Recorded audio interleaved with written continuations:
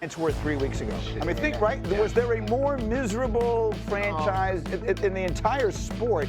And all of a sudden, I got to give credit to Rex Ryan. He was screaming and yelling, put the young guys out there because they will bring energy. And look at that moment. The young guys are a lot of work for a coaching staff, but they're also, it's an unbelievably rewarding work when you feel it's starting to come together. And I think, you know, coaches that we saw Matt LaFleur go through it with the Packers a couple of years ago when they're breaking in Jordan Love. By the end of that year, he's got the same kind of energy that those young guys are giving. So look, ways to go. Look, they lose to the Saints last week. They have a really tough schedule. There will be ups and downs, as there always are with young players.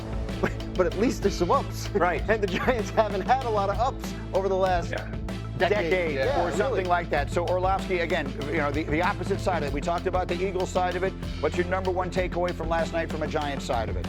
Man, there's hope. For the first time in a long time, there's hope. When I watched Jaxson dart last night, I feel like I'm watching a combination of Lamar Jackson, Josh Allen, and Baker Mayfield. There's just playmaking. You know, there's a reality where maybe sometimes I don't know what I'm looking at, you know, as a football player. Like, hey, Nick doesn't necessarily do the right thing all the time.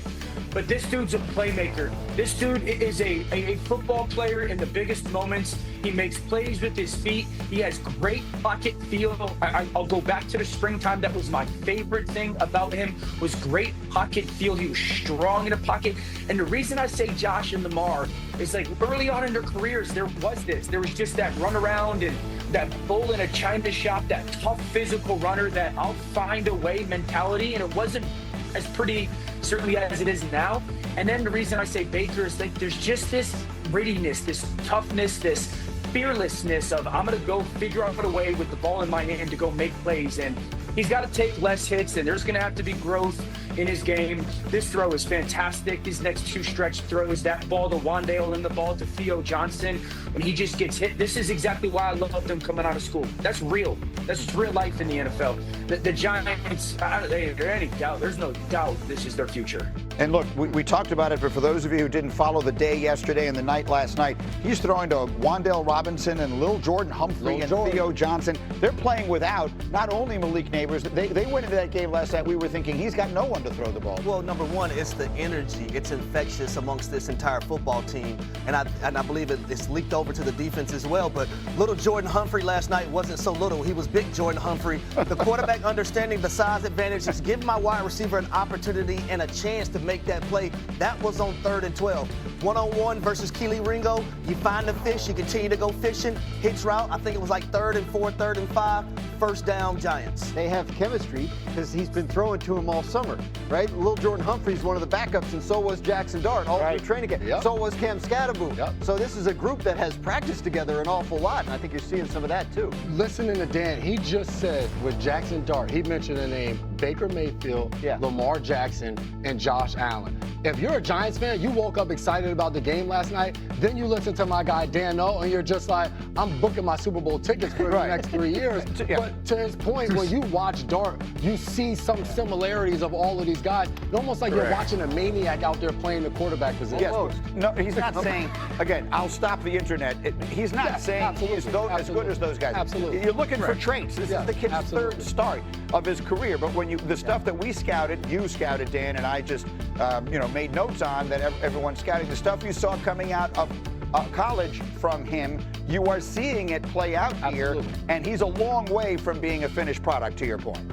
There's no question. That's kind of during the spring, I was like, he's a top 10 pick. He's a top 10 pick. The Saints, the Raiders, somebody has to take him. I think what you saw in college was a kid that was ultra competitive in the pocket, had unbelievable ability to throw the football down the field because he was challenged to do so.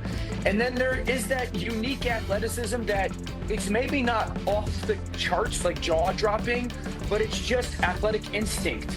And I'll go back to being in the pocket. He's so strong in the pocket. And that's what, like, game-wise, reminds me so much of Josh Allen. It's not just Brian Dable and his pass. In the pocket, he's so strong. And, guys, think about what he's done for this football team. Just by the way that he not only plays, but if you just watch him approach the play, approach the line of scrimmage, there's an expectation that exudes of him, and we've heard it all summer of like, I'm gonna go make a play. I'm gonna go find something good that happens. So you had that, right? And then you're sprinkling it in with some really big time throws. This isn't just run around football. There's some real big time throws happening. And if you're a Giants fan right now, you're going, hold on. We're doing this without Malik Neighbors, and we're doing this with a little bit of a banged up offensive line. If we can just kind of stay afloat this year and remain competitive, win some games, Brian Dable and Joe Shannon are coming back. And then next year, you're sitting there going, we absolutely can contend in that division and be what Washington is right now. Feels like the beginning of something. Now I feel almost bad about this because Dan is good enough to get up early. He's not supposed to be working today. Get up and do the show. At times there's some negativity that's surrounding here, and for us, like some of the new guys that are coming here, like we just got here, so we don't feel like we were involved in the past, and we got a lot of winners on this team, and guys who come out every single day and work their ass off to a good showing on Sundays, and we do feel like we're a really good team. We have really good players. Exactly what you want to hear him say.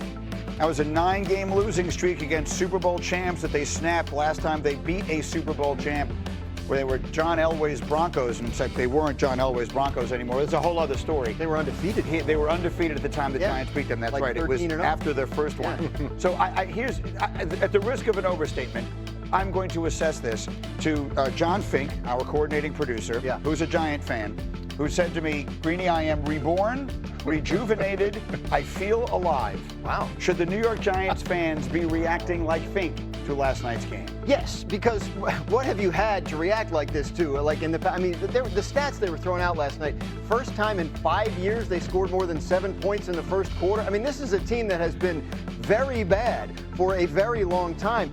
14 years since they won the Super Bowl. That's a significant chunk of Jaxson Dart's life. That's right. I mean, like, he does not remember the last time the Giants were very good. So, yes, it's a lot of fun. Look, they lost to the Saints last week. No one else has done that. The schedule is hard. Like, there will be ups and downs. But you come out of last night saying, we've got these guys that are fun, that are good, that are not afraid of the Super Bowl champions, and you can look ahead to the rest of this season and feel like you have something fun to root for, and you can look ahead to future seasons and feel like you have something to build on. Sometimes when you're young in the NFL, you're just young and dumb. Yeah. So you don't know what you don't know. And when you watch Scatterboo and you watch Jaxson Dart play, they're running into guys. They're not low. They're not getting out of bounds, any of those things. And talking to Brian Dable last week, we had a production meeting. All he continued to say was, I love these young guys. Said it 5 times with the biggest smile on his face. And last night, we got a chance to see exactly why. Jaxson Dart is not going to be pretty. He had fumbles, interceptions a week ago. But then last night, he comes out, he plays poised. The moment isn't too big. He's a leader. When I was at the game last night, there's belief in the stadium for the first time in a long time. When Jaxson Dart went in the blue tent, it was just completely quiet. He walks out of the blue tent. Don't know whether he's back or not at this point. The entire stadium erupted because they know how special and how much he means to this organization right now of what he's been able to do in the last 3 weeks. Harry, you've got tape of Jaxson Dart. Yeah, I'm blown away because he's so cool, calm, and collected. You talk about a guy being poised when he's in the pocket, no matter if it's defender players around him or not. And this first play is 3rd and 8. 3rd and 8 situation. You have all-pro linebacker Zach Bond. He is spying Jaxson Dart, so they know that they have to have someone to account for him. Watch how easy it is for him. He's not getting flustered. He's not panicking in the pocket. He's going to step up, force a missed tackle, but watch this dead leg on this all-pro linebacker, Zach Bond. Now you had me. Psych. No, you didn't. Touchdown, Jaxson Dart. So the next play, we're going to have a 3rd and 8. They're going to send Zach Bond on a blitz. Watch how cool, calm, and collected Jaxson Dart is in the pocket with a defender in his face as we let this play run. Great job. They got to 4 strong. Watch how he delivers his football. Let me stay relaxed. Let me stay poised. Now watch the ball placement. Exactly where you want that football to be, to his tight end for a 1st down. Great job by Jaxson Dart. He looks good, and there's no other way to say it. Yeah. There is reason. You're right. When you're playing a young player like this, all these